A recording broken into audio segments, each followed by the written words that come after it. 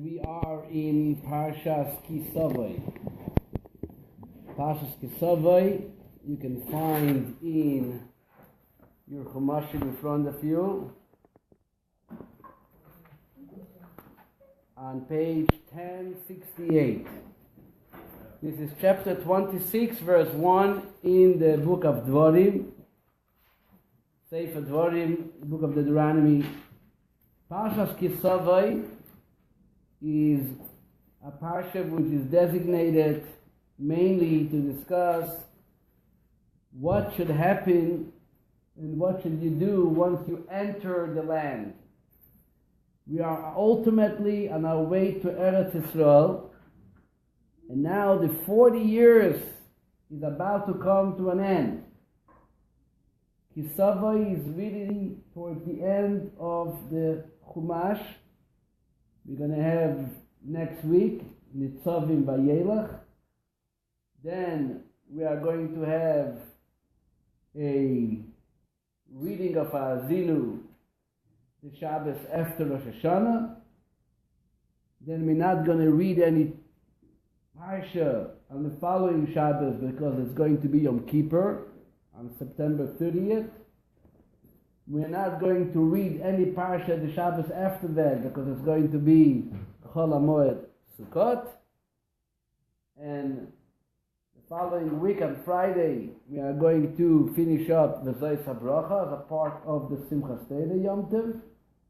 And the Shabbos after Simchas Torah, we are going to read Parshas Bereshis, so we're going back to the beginning. So really this is the last couple Parshiyot as we are about to bring it all together in the finishing of the Chumash. So the Parshas Kisavai begins with a very beautiful mitzvah. Many of you are familiar with this mitzvah.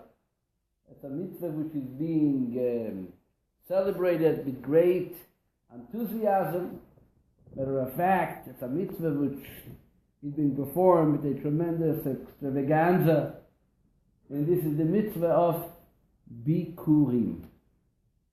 Bikurim literally means the first ripe fruit.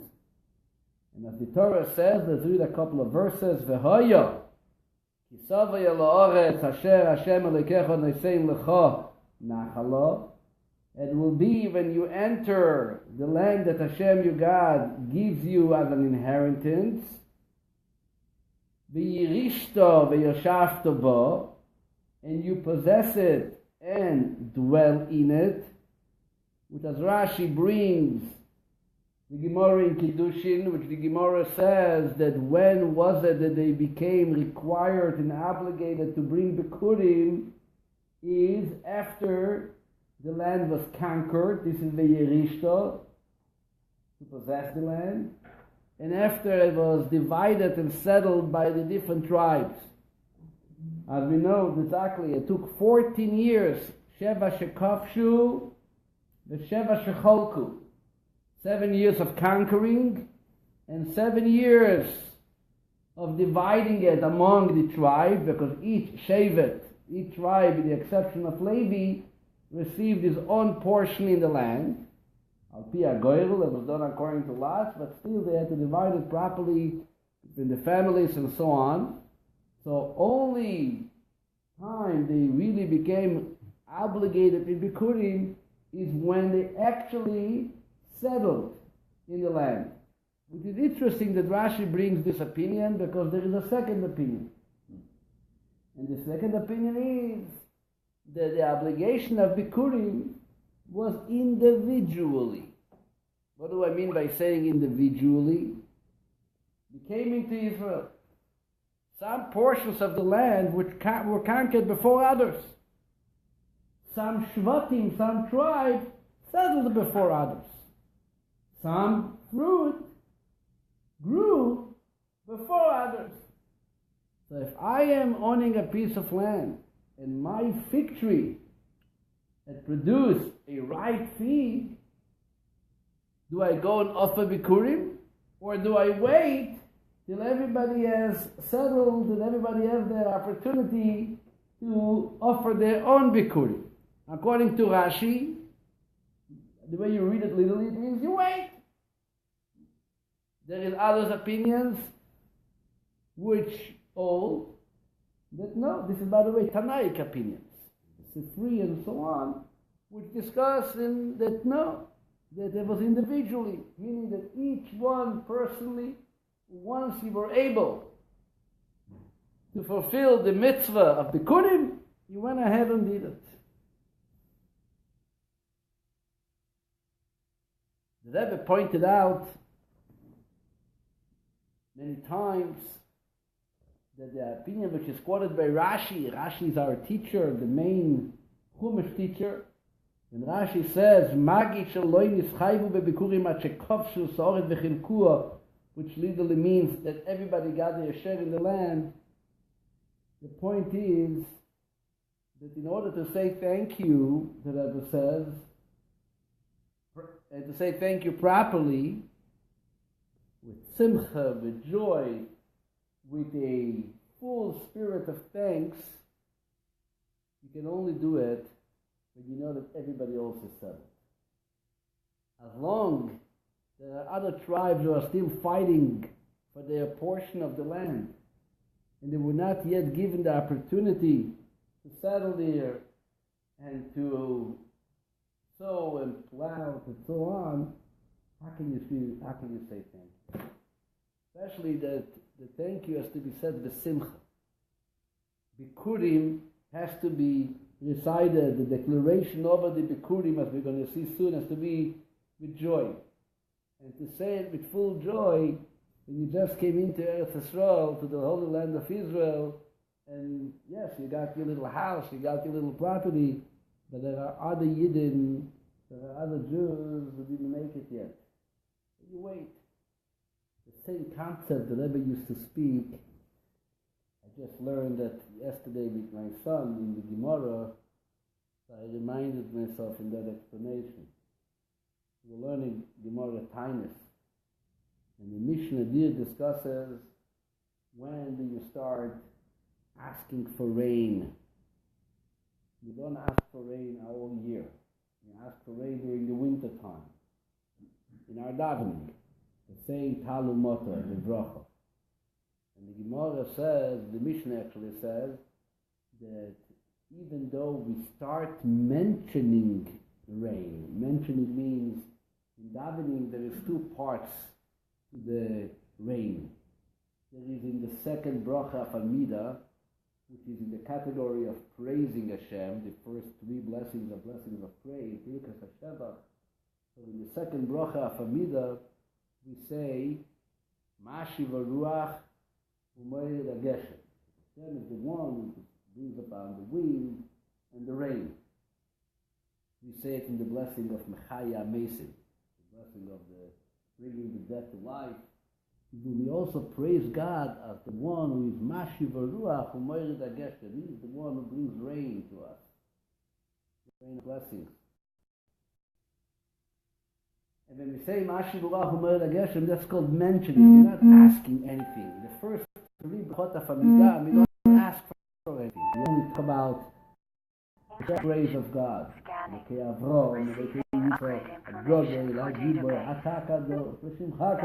Right? We only talk about His greatness. So part of His greatness is that He's also responsible for rain. When do we do that? At the time that we need rain. When do we need rain? In the winter season. When does exactly the winter season start to ask for rain? The Mishnah in Tainis discusses that this actually starts on Sukkot. You don't want to spend the Sukkot under the rain, so you wait till the last day of Sukkot. That's why we have the prayer for the mentioning of rain, and the so-called the prayer of rain, of God's greatness in bringing about rain. We have a special tefillah during the Yom Tov of Shmini Atzeret. The day, which is the last day of Sukkot, is a special prayer which is called Tfilas Geshem. But we still don't ask for rain in the Amida, even after Simchas Torah. Shmini Atzeret and Simchas Torah. And you already daven the regular blessing of Amida.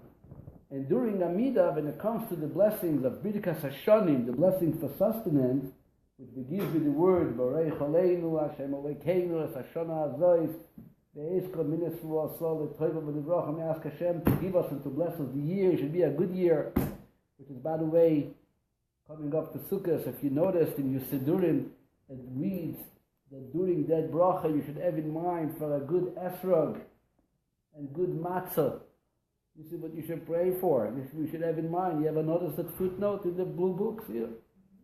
In the Chabad Siddurim, on page 48, it says, when it comes to Baruch Aleinu, it says, that a footnote 3, and you say the word, Ve'eis kol minei svuoso l'toivo. Bless for us, Lord our God, this year and all the varieties of produce. Kol minei svuoso, all varieties of produce. It should all be for good. The footnote says, one should have in mind wheat for matzah, and esrog, and wine for kiddush. 3 things, actually. This year, our special etrogi that we bring from Calabria, from Italy, apparently of an historical shortage. There was a freeze in Italy, and there was literally very few etrogi left. So many people are going to have to use etrogi from other places. That's what we pray for. Baruch Aleinu. Hashem Azeh. At that same blessing, what do we say? We're saying, Talu Moto Livrocha.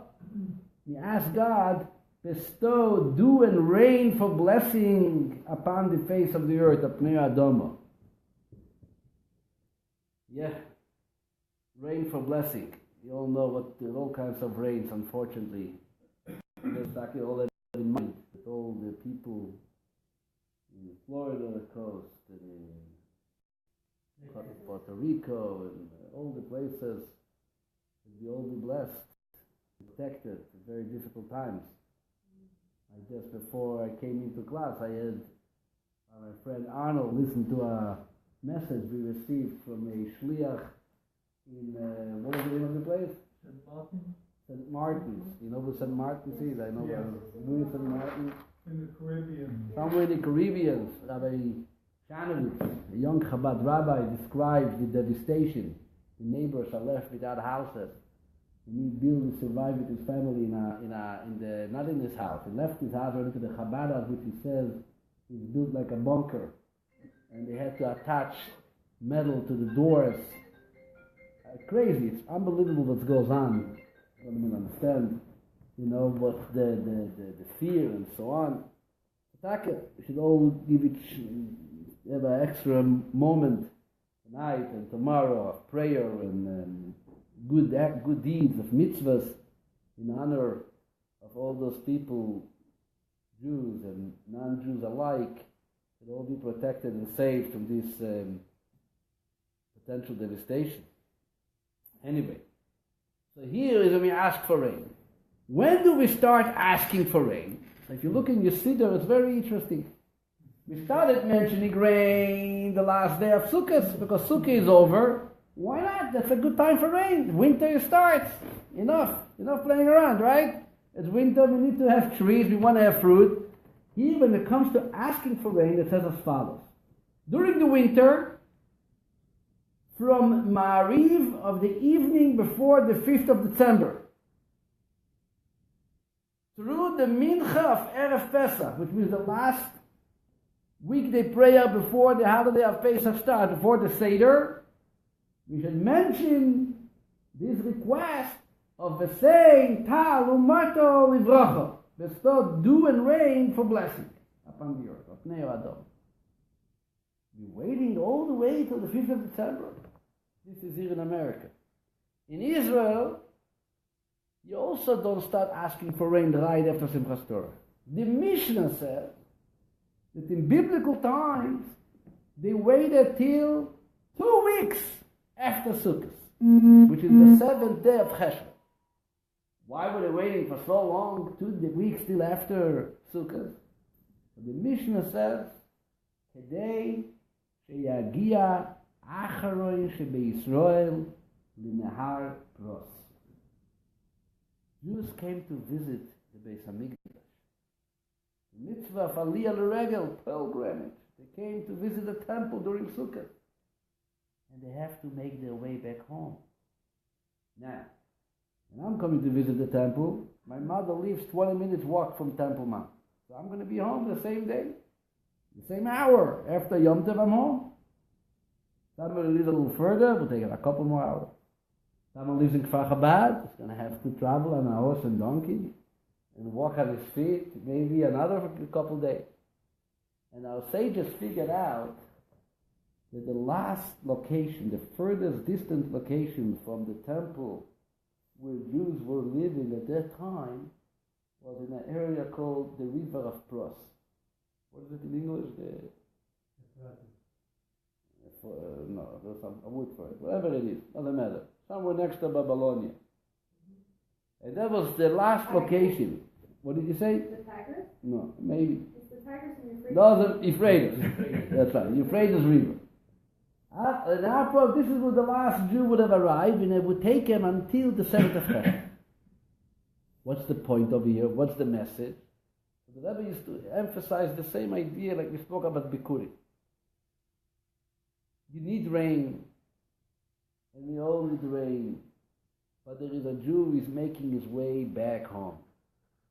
It's a very unpleasant feeling, especially when you're not under the shelter of a car, like in those days, and the roads are not paved like today. You walk in mud, making your way to Nahar Pros, because you have to live somewhere, you're probably a shliach somewhere away from Yerushalayim. And you have to get home, back from Yom Tov. And everybody's praying for rain because you're home in Yerushalayim. No, it doesn't work like this.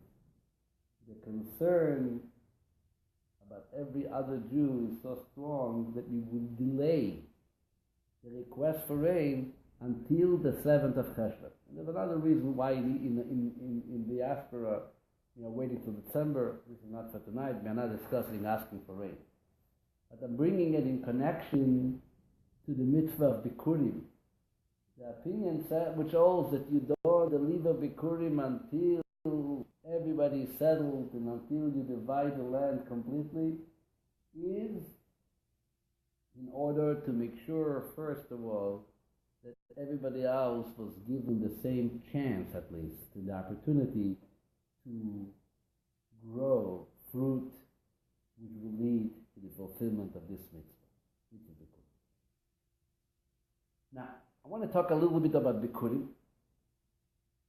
Just to mention, if you want to get a short review of the Parsha, so the Parsha will continue discussing the mitzvah of Bikurim, and then it goes in to the day that they will cross the Yarden, cross the Jordan River into the land.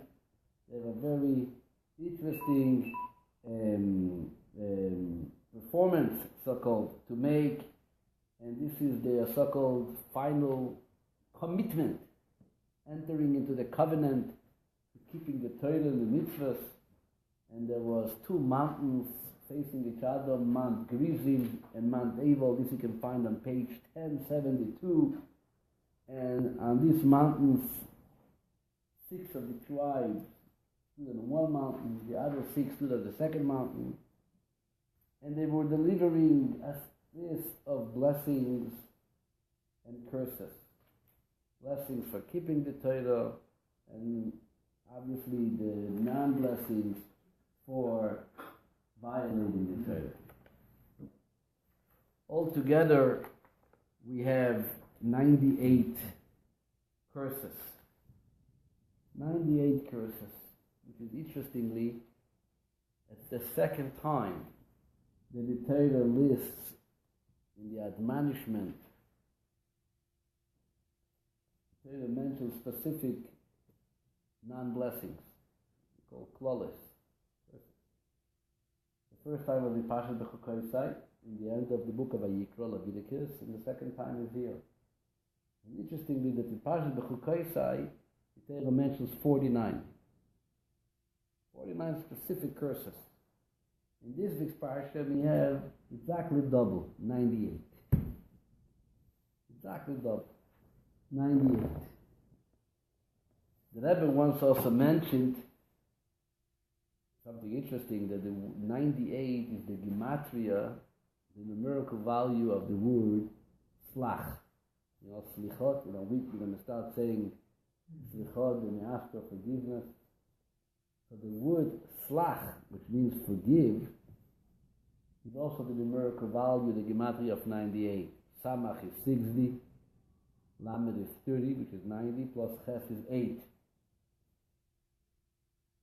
Slach lon, the season of the year when we're asking Hashem to forgive us and to read from us, to get away from us, to take away from us, that which represents klala, curse. The Talmud actually says that there is a reason why Parshas Kisava is being read before Rosh Hashanah. The Talmud says in the end of Megillah that because when we are getting to the end of the year, we are making a statement. And the statement is, Tichle Shana v'kila le'isel, Tachel Shana v'birchesel. Let the year and all its curses come to an end. Okay, let's finish up. Kisava, you want to curse? Come on, say that. Let's read it now. Let's finish up with it, because we are about to enter in Hashanah, a new year. The new year we want to start only with blessings. So we don't want to leave Kisava later after Rosh Hashanah. So we're always even going to double up on certain parshiyot in order to make sure that Kisava is always read before the end of the year, never after Rosh Hashanah. We don't want to start Rosh Hashanah with Klal. In general, Rosh Hashanah, we are very careful to mention anything of negativity. On Yom Kippur we say, and on Rosh Hashanah we say, Avinu Malkeinu. Avinu Malkeinu. Right? There is one Avinu Malkeinu which is only said on Yom Kippur and not on Rosh Hashanah. Which one? Which one of the Avinu Malkeinus we don't say on Rosh Hashanah? You ever noticed?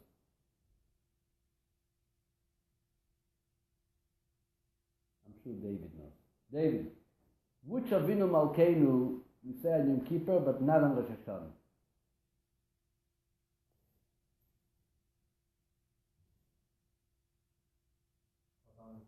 Very good. I knew he was going to know. The first one, Avinu Malkeinu, our Father, our King, Chatanu lefanecha, we had sinned before you. That's the first line. That we don't say on Rosh Hashanah. Rather, we go straight to the second one. Avinu Malkeinu, Ein lanu melech elatam. We have no king other than you.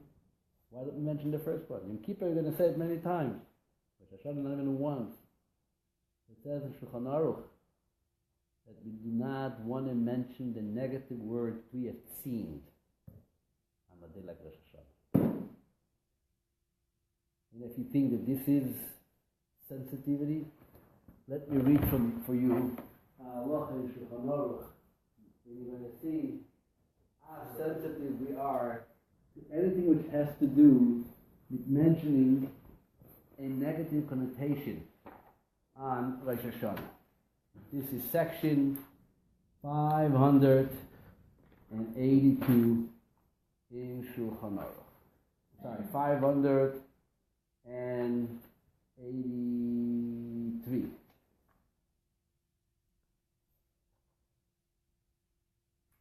It says like this.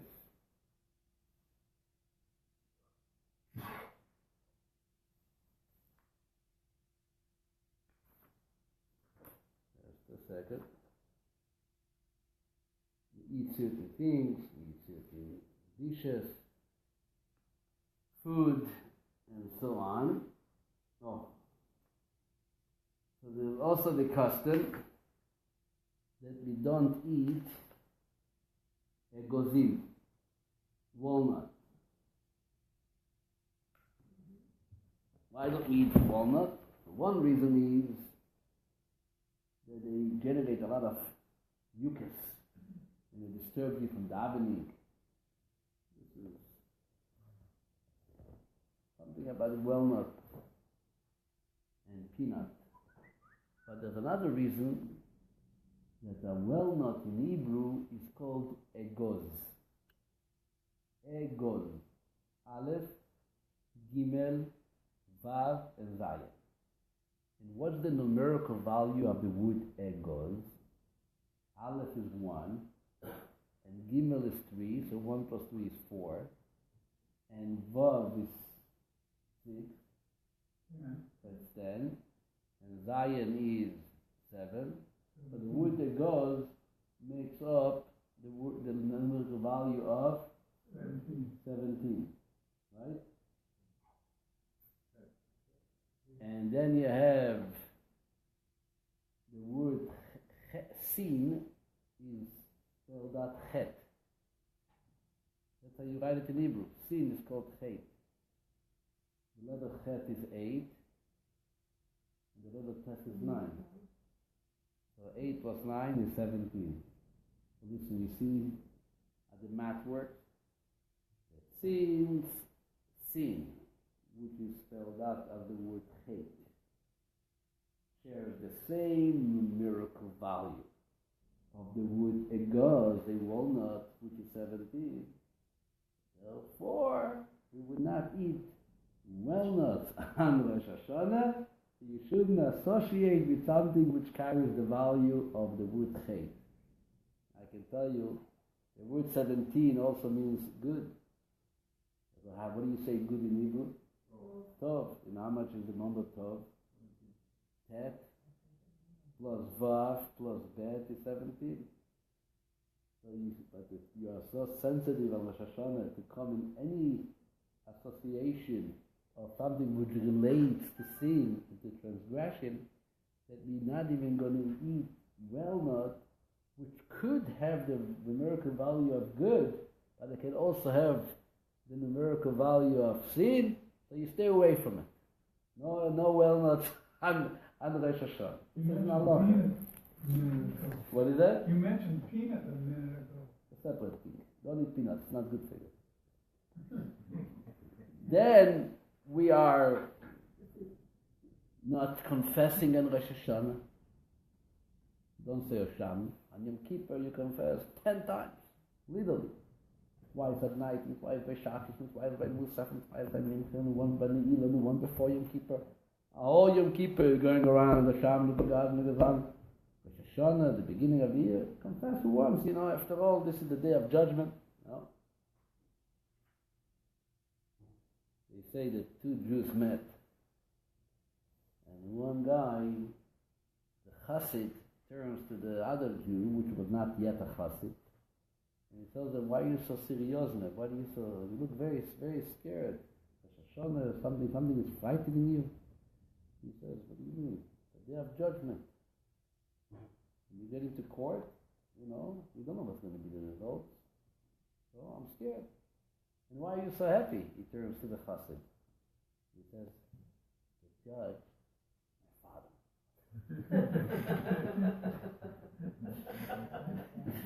The judge happens to be my father. So I know. And it's actually qualified in halacha. You think it's a joke. It's a Hasidic joke. No, it's not. In Shulchan Aruch it says that on Rosh Hashanah night, everybody has to have a meal. A nice meal. With sweets. The famous leader of the Jewish people following the return from the Babylonian exile. What was his name?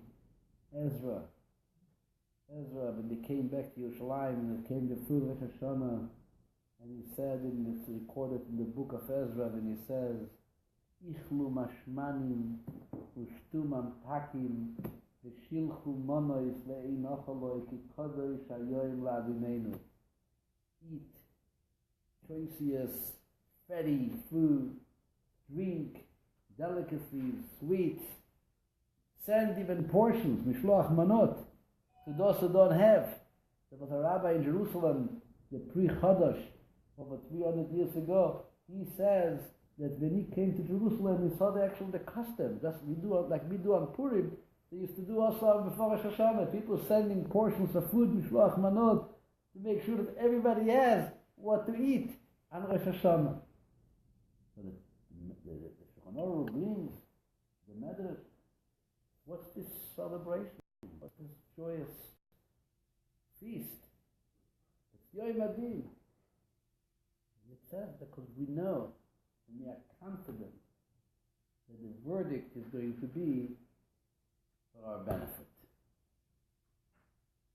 And this is a part of the Rosh Hashanah experience. Because at the same time, when you are nervous and serious and involved in so-called accepting the kingdom of God, as we speak every year, Rosh Hashanah is after all coronation, right? Kabbalah Samalchus. At the same time, you have to be able to project confidence and trust to the point of simcha that it is dying good. The verdict is going to be good. George happens to be our father, Avinu Malkeinu. And that's another concept of not mentioning anything which involves the negativity on Rosh Hashanah. We don't speak anything negative. Matter of fact, by the Chabad Rebbes on Rosh Hashanah, they didn't speak it altogether. Not the first night, not the second night. Only towards the end of the second day was a Farbrengen. It was the shortest Farbrengen because it was a very long Hasidic discourse, but not elaborating and different insights and talk. We spend the time of Rosh Hashanah saying Tehillim. Tehillim. Tehillim is considered in Kabbalah the building block, the building board. You are putting up the walls. You are building the palace. You are building and constructing Malchut. Words, letters of Tehillim. They are the stones which you build Malchus all up. So the same is when it comes to what we are reading now in this parsha. The Gemara says, the Talmud says, that why are we finishing up all this klolos in this time when we are about to say Slach Lanu, Bechal Lanu, before we are entering and ushering in the season of Slichot of forgiveness with the 98 curses is the gematria of Slach, because this is the time of the year that we want to finish up with all the klolos. They should not be mentioned later on Rosh Hashanah. No curses on Rosh Hashanah. So we say Daloi curses now, so we can start a year with brachas, a year with blessings. This is the parsha. Let's go back to Bikurim. What is the essence of Bikurim? The essence of Bikurim is, like we said before, is expressing thanks. This is basically the declaration that one makes when he brings the Bikurim. As you see back to page 1068, you bring the basket, you bring it to the Kohen, and V'omar to Elov, Igadeti Hayom Hashem Elokecha ki basi elo oretz, Asher nishba Hashem la'avoseitim l'seslanu, I came to the land. And you go over briefly the history of our people. From the time when it was the first anti-Semite, Lavan, who wanted to destroy us. He wanted to actually poison. He wanted to poison our forefathers. And then you talk about going into Egypt, the exodus from Egypt, all the way to Vayavi'enu Lamokim Hazeh, the land of flowing milk and honey, Hevet, Zovas, Cholov, Udvosh. Which, by the way, these few verses, from verse 5 till verse 9, if you want to learn the insight and the meaning of those verses, is the Passover Haggadah. Basically, the Passover Haggadah is built after interpreting each word of the Bikurim declaration. That's how the Haggadah is built. When it says Lavan, it tells us what happened to Lavan. When it says, on verse 6, Vayoreyu Oisanu, the Egyptian were afflicting us, So the Agada explains, how did they afflict us? Vanitzak, it says, how are we calling out? Every word of this declaration of this big Parsha is interpreted by our sages in the Gemara in Psachim and onward, and that became a part of the mitzvah of Passover Agada. Pesach night, if you want to know what we're saying and how we say, we are basically expounding on the words of today's Parsha. And after you go through the whole story, it comes finally to verse 10. Ve'ato! And now, behold, Inei, Heivesi es reishis priya adoma shenosata Hashem. I have brought the first fruit of the ground that you had given to me, Hashem. Ve'inachtu lifnei Hashem elikecho. And you place the basket before Hashem. V'ishtachavisa, you prostrate yourself lifnei Hashem elikecho. Ve'samachta be'kol hatoiv. And then you rejoice and so on. And you continue.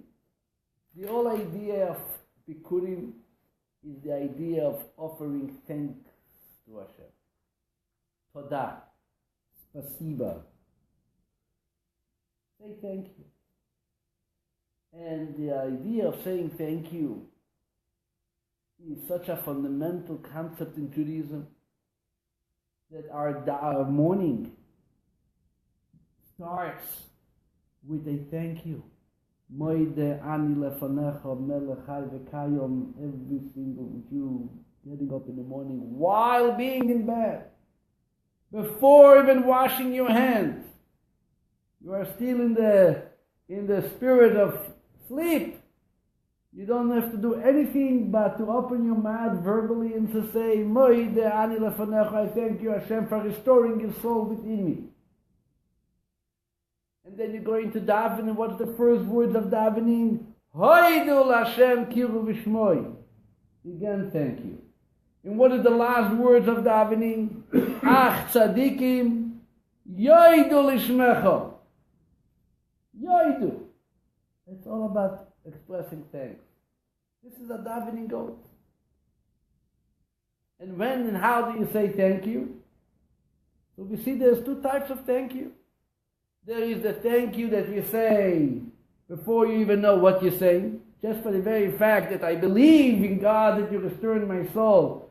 Before I even have a chance to comprehend what I believe in and exactly what happened and who is God and when is God, you open your eyes, you say, Moide ani lefanecha. And then there is the other part of thank you, which comes and follows the so-called meditation, going through the davening in Allelukah and Shemona Esrei, all the way to Ach Tzadikim Yoidu Lishmecha, when you process that God deserves that you should thank Him. But the first thank you is a different type of thank you. The first thank you is before I even know what and when. I believe that I deserve, that you deserve a thank you just for the fact that I'm alive. Which explains these two types of thank you is actually the two opinions that we discussed in the beginning of the class. Whether you offer Bikurim immediately when you enter Israel, or you wait 14 years. Immediately when you enter reflects the idea, I'm here, I have a portion, let me say thank you, Moide ani. But then there is a second stage, a thank you which is processed, which is intellectualized. A different type of idoh, different type, a more meaningful type of thank you. I will share with you a story. And a story within a story. And everybody likes stories. I like stories too. A few weeks ago, some of you heard from me this story. A few weeks ago, my wife tells me that she invited a couple who just moved to town to come eat with us Shabbos. Not sure where they met, whether they met in a park or online. He's coming to us for Shabbos. They are both Italians. He is from Milan, he is from Padua. Padua, two Italian Jews. And they call me their child. He has his last name, actually Vital, like the great Kabbalist Reb Chaim Vital. And there are very nice couples sitting by our table, and we talk, what brings you to town, regular. We moved from Italy 8 or 9 years ago. And he thought that he has a job opportunity in Chicago. Coming to Chicago, it was just when the recession hit America, remember 8 years ago, we were all together in it. And anyway, it turned, there's absolutely no job. Companies are closing. For his particular profession, I think he's in the movie industry. Couldn't find anything. He's obviously very broken-hearted. What's going to happen. He just relocated here with his wife and how it's going to work. And he walked into a Chabad in downtown Chicago. Small Chabad, Rabbi Ben Chayun. Not too many Jews live in downtown Chicago. Comes into the Chabad and he goes over to the Shaliach, to the rabbi, and he shares with him his situation. What can I help you? He tells him, look, I don't do much, but we had a great Rebbe. We have a great Rebbe. Which even is not because physically in this world. In the holy place where he's buried, you can send a letter, a note, they can read it and put it down there. And that's what you can do. That's what I can offer you. The school I come from, this is the help I have. Good. He did it. He tells me 2 weeks later, his wife got a good offer, a good job, an amazing offer, but in order for his wife to get a job, he had to give up his working visa. For some reason, don't ask me the details. He couldn't get a job if she gets the job. Obviously, they had to make a decision, so she took his job while he is very upset that he had to give up his working visa. What is he going to do? Meantime, he keeps on having pain in his back. And he goes to visit some doctors. They tell him, this and that. You need a good massage, a good acupuncture, this, knaka here, knaka in. It's all going to be okay. It's still bothering them. Until he finally goes to one of the doctors who looks at them and he says, it doesn't look too good to me. And he sends him to a CAT scan, and he realizes that he is suffering with a difficult illness known as leukemia. And now he has to go to the hospital. And for 2 years he's going through the leukemia treatment in order to get rid of this illness. Obviously, he's the most thankful to God that it's his wife who has a job. It's a good insurance policy that covers for the whole family. It gave him the chance to be treated by the right doctor. Gave her the chance to provide parnasa for the family. And he realized that's how this is the way God works. And he said, I came back and I wrote a letter. Thank you to the Rebbe.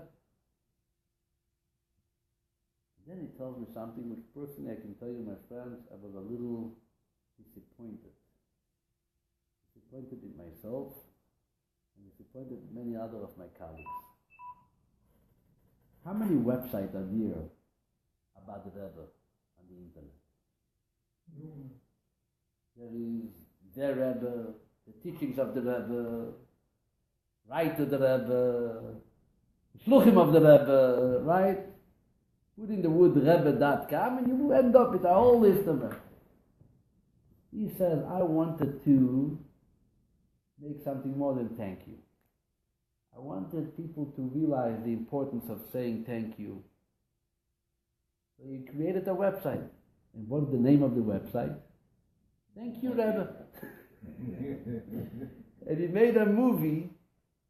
And the movie is his story, but in a movie style. So it's a whole different theoretical type of movie. And you can watch it on YouTube. Put in thankyourebbe.com. The author of the movie is a guy who lives now in Bellevue. The last name Vital. Him and his wife live here. You're probably going to see them Yom Tov. And why was I disappointed?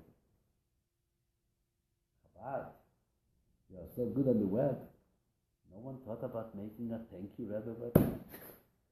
Ask the Rebbe, seek out to the Rebbe, snore from the Rebbe, schlep from the Rebbe. What about thank you? When I heard the story, I told them, this is on my Shabbos table. A month or 2 months ago, I think you both were waiting. I said, I want to tell you a story. What's the story? This is going back 20 years ago. Me and my wife, and then there was only lady, was a little boy. Maybe Saul was born. We flew to Israel. You remember those days, we flew to Israel from Seattle, there was not too many afternoons back today. British Airways was one of those afternoons, but you had to stay 12 hours in England, in London, to get to the next flight to Israel. So my brother Velvel, my older brother, who he studied in the yeshiva in Golders Green, England, he's very close, like you know, Velvel gets close to people. So he had still many people that he knew in England. So he arranged for me, my wife, and the baby to stay at a house of somebody with the name Mr. and Mrs. Hager. Very nice, beautiful house on Golders Green. Wonderful people. They took us in, they ate, took a rest, walked around. And now they are Hasidim, Lubavitcher Hasidim. But their background is not from Hasidim. Their last name Hager is not is not a Ukrainian or Russian name. And I was asking, how did you end up in Chabad? You know, trying to learn people's lives. I said, what's your story?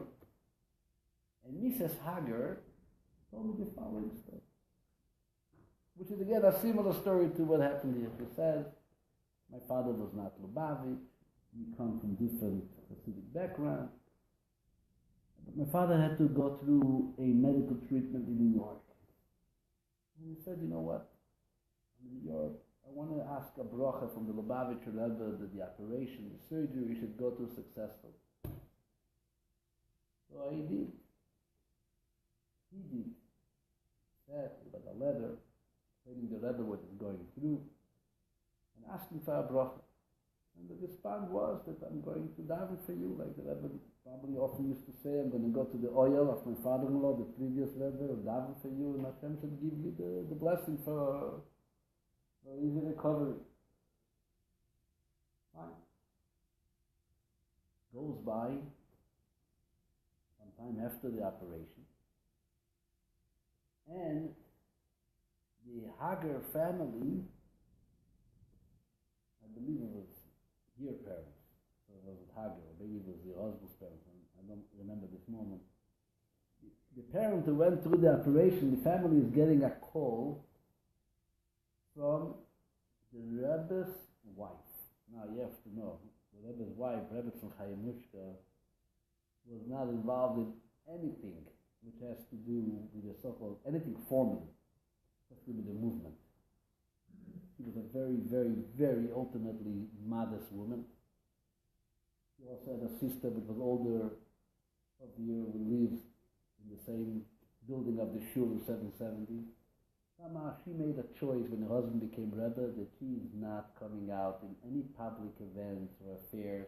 She's not going to be taking any of the, you can imagine the naturally, the respect and honor she would have been given in any occasion. She was not, nobody ever saw her. Maybe few, 2, 3 friends she had. She's back from home, from Russia, from Lubavitch. And this is the people she hanged out with, so to speak. And she waited days and nights for her husband to come home, and that was her life, and there was no kids. But never taking advantage in any way of the fact that she is the first lady in Lubavitch. But this time when he gets a call from Mrs. Lebetzin Schneerson, I want to see you. You come over to my house, 1304 President Street, in Brooklyn, come pay a visit.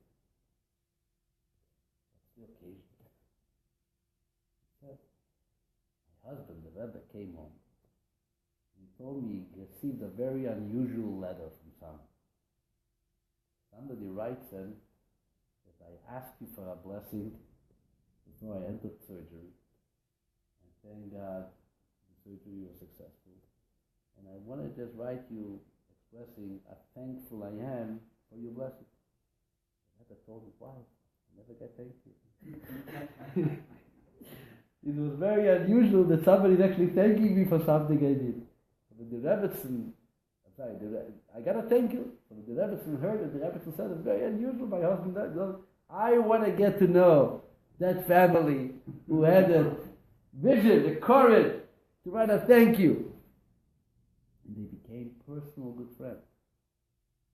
I think they say the last person of the last people the Rebbetzin spoke to the night before she passed away. Rebbetzin passed away kind of suddenly. He had a medical situation, and before she went to the hospital in a car, and she right away she asked for a cup of water. She made a bracha she'akel, and that was it. This is 1988. I remember it, Shvat. And she said, and then they became personal friends for years. Because they had a vision. And here I'm sitting at the table, I'm telling Mr. Vital, you made a website. ThankYouRebbe.com. No one even thought about it. Nobody even thought to just make it. We say Moide Ani, and we say Moidim, and we say Ach Tzadikim Yoidul Ishmecha. We keep on saying Yoidim, Moidim, Moidim, Moidim. When it comes to say thank you, happens me getting a little lost. And I was wondering about it. And I'm still wondering about it. What's this challenge? Why do we feel so difficult to say thank you? And I was once sitting in the pizza shop in Mercer Island, and there was a rabbi of blessed memory from Vancouver, Rabbi Lipa Dubrovsky, came into the pizza shop, and he was a very, very fine man, and an intellectual person, and a great chassid. Anytime I met him, I used to spend as much time possible to talk to him. It was not much. He wasn't. He was much older than me, but not much older. He wasn't like he was a very, very nice person. He was a rabbi in Vancouver. And one of the things I always remember when we came into the pizza shop, he always shared about Torah. I said, "Nu, Reb Lipa, sag etwas. Nu, Davai, say something good."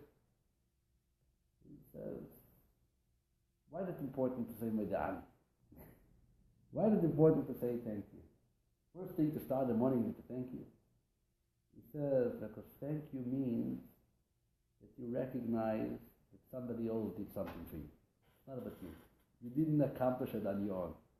There is a second person, there's another thing, there's another God who offered you something. And that is how you're supposed to start your day. And that, he said, is very difficult for people to express. Because when you say thank you, it means it is you, it's not me. I couldn't make it myself. You helped me. You assist me. I'm not talking about you. You were born with a natural thank you. You were born at Thanksgiving, right? Look at people like me. I'm not talking like all these souls like you. Right? You were thinking about that. I noticed you were thinking about it. This is Maida. This is Maida. To say Aidor.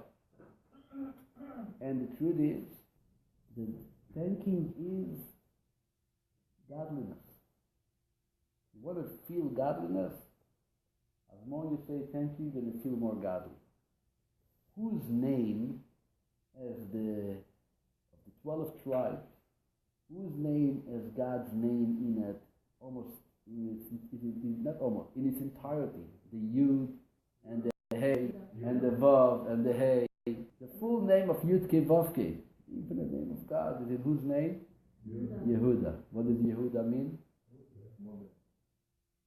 Leah, she gave birth to Yehuda. What did she say? Pam oides Hashem. Now I got to thank Hashem. And she said, thank you. And that name became a name which is associated with Yud Ke Vav Ke. We are finding ourselves now in the end of the year, in these very days, in a very difficult situation. there is, Karen just came back from used to being, she thought she was going for some type of treatment. Doctors couldn't make their way to the hospital, right? Being stuck, water. There are people who are still homeless. Food is being delivered. Now people in Florida are evacuating. It's crazy. Here in Washington, fire, smoke. And the little people are walking around a little finished. And rightfully so. It's not easy times, the edges of it. And we have to strengthen ourselves in many things. But I think that if Hashem sees us, we are able to thank Him and appreciate what He gave us. He had an amazing summer. Everybody's trying to forget. We had a hazy, smoky day, and there's no one to talk to anymore. All summer people were walking around here in Seattle this year and saying, so beautiful. Months and months with no rain. People were able to hike and to kite and Elul. He came in tonight to class. One thing I didn't overhear what you said to Arnold. What did you tell him? What did you tell? What did she tell you when she walked into class? From Oregon. Well, what did you say? It was an amazing summer. I heard you say that word? Yes. I thought you tonight was amazing. An amazing summer. Amazing summer. Did you So, say thank you at least? Thank you. Rebbeinu Shleilam, it was an amazing summer. Say thank you. Oides Hashem. Bikurim. We don't have a temple. We don't have figs in our gardens, maybe. But you had a good day. Children are going to school. They come home from school. Thank you, Hashem. For a moment. Thank you, Hashem. You're able to come to class. In addition to everything, say thank you, Hashem. You go home, you say, Rebbeinu, I want to thank you. It was Wednesday night, and I came, we learned, I had some stories, and it was nice, I met some people, whatever. You don't like my class? Say thank you, Hashem, the class is over. Say after thank you. And as more that we're going to treat ourselves, to say thank you. Hashem works measure by measure. Midah keneged midah. As more thank you we're going to say, the more we're going to have opportunities to say thank you. The more we're going to have opportunities to say thank you. Like it says also in regard to Bikurim, as it clearly mentions something which leads us not only to now, but also something which we are talking about the future and the next year and so on and on. So everybody be best a good gebench your.